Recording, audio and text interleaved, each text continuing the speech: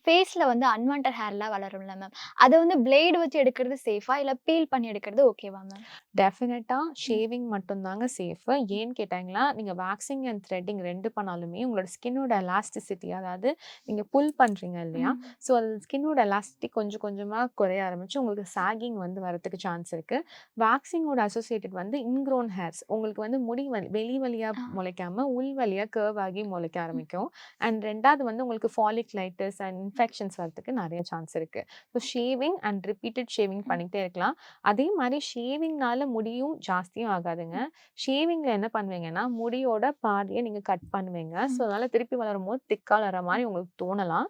அதுவே நீங்க வேக்சிங் பண்ணும்போது டிப் தான் ஒல்லியா இருக்கிறதுனால உங்களுக்கு பழைய மாரி வளர்ற மாரி இருக்கும். ஸோ, இதுவுமே ஒரு மித்து தான். மேம் நெறைய பேருக்கு நோஸ்ல வந்து இந்த ஒயிட் ஹெட்ஸ், டார்க் ஹெட்ஸ்லாம் வரும்ல ம். மேம். ஸோ அத எப்படி ரிமூவ் பண்றது? நெறைய பேர் பிளேடு வச்சுலாம் ரிமூவ் பண்ணுவாங்க. அது சேஃபா ஃபர்ஸ்ட்டு? டெஃபினெட்லி இல்ல.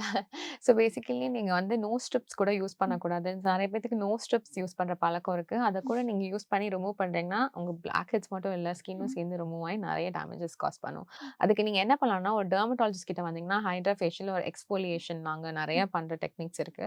அத அப்பப்போ ரிமூவ் பண்ணிக்கலாம். இதெல்லாம் இன் ஹவுஸ் ப்ரொசீஜர்ஸ். அதுவே நீங்க வீட்லயே பண்ணணும்னு நெனச்சீங்கன்னா, சாலிசிலிக் ஆசிட் பேஸ் ஃபேஸ் ம். வாஷஸ மெயினா நீங்க நோஸ் மேல வச்சு ஸ்க்ரப் பண்ண ஆரம்பிச்சீங்கன்னா, கொஞ்சம் கொஞ்சமா கம்மியாகும். எதனால அது வருது டாக்டர்?